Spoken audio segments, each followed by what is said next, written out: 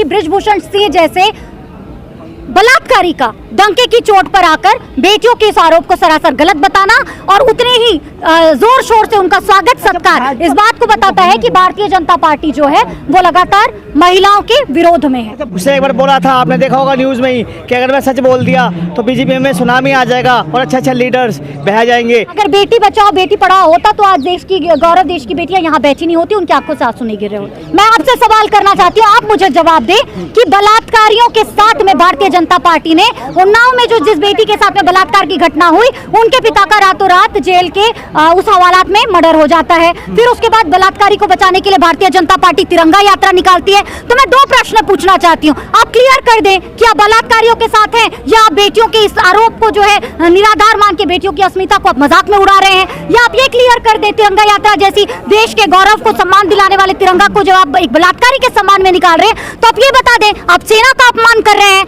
आप जो है जितने भी जवान भाई हैं हमारे और देश का गौरव है उसका अपमान कर रहे हैं, तो आप क्लियर कर देना आप किसके साथ। क्यों चुप है, खामोश क्यों आगे? प्रधानमंत्री जी बहुत व्यस्त हैं, उनके पास मोर को खाना खिलाने का समय है, उनको चीतों को देखने का समय है, डिस्कवरी ऑफ इंडिया में इंटरव्यू देने का समय है, लेकिन बेटियों की अस्मिता पे बोलने का उनके पास समय नहीं है। वो तो बेटी बचाओ बेटी पढ़ाओ का नारा। किससे बचाओ? मेरी जैसी बेटियों को बलात्कारियों से बचाओ या उन बलात्कारियों को जिनको वो टिकट देके सत्ता के गलियारों में पहुंचाते हैं। अरे मैडम आप लोग राजनीति करने आ रहे हैं, तमाम आरोप लग रहे इस तरीके का, क्या राजनीति करने वाले आ रहे हैं? जी बिल्कुल, मैं आपके इस सवाल का बहुत अच्छा जवाब देना चाहूंगी। सत्ता में जो बैठे होते हैं अगर वो अपना काम ठीक से कर रहे होते तो विपक्षियों को और जनता के मुद्दों को लेकर आने के लिए इन सड़कों पर हमारे जैसे राजनीतिक दलों को यहाँ तक नहीं आना पड़ता। भारतीय जनता पार्टी की कुनीतियों के खिलाफ राहुल गांधी जी ने और कांग्रेस ने भारत जोड़ो यात्रा में जनता के मुद्दों को, महंगाई को, बेरोजगारी को, महिला सुरक्षा को और देश में जिस तरीके से सौहार्द्रता को बिगाड़ के नफरत की राजनीति की जा रही है उसमें एक सौहार्द्रता लोकतंत्र को बचाने का प्रयास विपक्ष के द्वारा किया जा रहा है। ये इन मुद्दों को लेकर हमें मजबूरी में यहाँ आना पड़ रहा है। तो कह रहे हैं विपक्ष ने सत्ता ठीक से कार्य नहीं कर रही और महिलाओं के साथ, युवाओं के साथ और देश के हर व्यक्ति के साथ शोषण कर रही है, इसलिए विपक्ष को मजबूती के साथ इन मुद्दों को उठाना पड़ रहा है, क्योंकि भारत देश जो है वो लोकतांत्रिक ढांचा के पर्याय में है और देश में जब जब जनता के साथ जनता के हितों का आनंद होगा हम मुख्य विपक्ष बन के लगातार उनकी आवाज तो भंग हो गई ना। जो मैं आपसे सवाल करना चाहती हूँ, क्या किसी बलात्कारी को केवल पद से हटा देने से किसी बेटी की अस्मिता के खिलाफ उसको न्याय मिल जाएगा?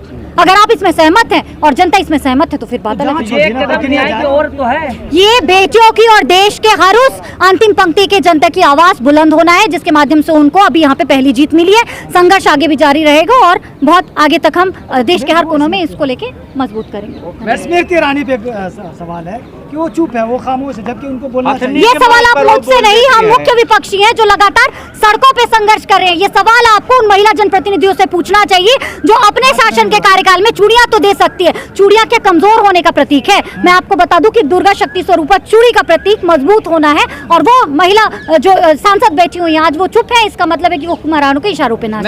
आशा करते हैं बहुत जल्द न्याय मिलेगा, क्योंकि आप देख सकते हो इनके तो वो डिवाइड एंड रूल करते हैं। ये अब इन्होंने बोल दिया कि ये जाटों का है, हरियाणा का, ऐसा नहीं है और जल्द से जल्द हम यहाँ जीत कर जाएंगे और इसको जेल में करवाएंगे। अगर तब तक नहीं होगा हम यहीं बैठे हैं, चाहे 13 महीने हो जाए या 13 साल हो जाए। देर है दुरुस्त है, मोदी जी हैं तो मुमकिन है, यानी कि मोदी जी बेटी के सम्मान की बात करते हैं, न्याय तो मिलके ही रहेगा। हाँ सर, बहुत सम्मान की बात करते हैं। उन्होंने बोला बेटी बचाओ बेटी पढ़ाओ, तो उन्हीं की बेटियाँ हैं। जब विनीत को लेके आती है अवार्ड गोल्ड मेडल तो घर पे बुलाते हैं, लंच पे बुलाते हैं और उनको बोलते हैं मेरी बेटी है। और मैं तो बोलूँगा मोदी जी को आपके कैमरा के माध्यम से कि मोदी जी आप ही की बेटियाँ बैठी हैं तो आओ ना, क्यों नहीं आ रहे? अब आओ और इनको आगे इनकी बात सुनो, सुन ही ले। इनके सब जुमले होते हैं बेटी बचाओ बेटी पढ़ाओ, बाकी इनका कुछ में प्रेजेंट कुछ नहीं है यहाँ पे इनका। क्या लगता है कि आप जो है बेटियों के समर्थन में आए हैं या फिर आप आंदोलनजीवी हैं या विपक्षी के नेता हैं आप?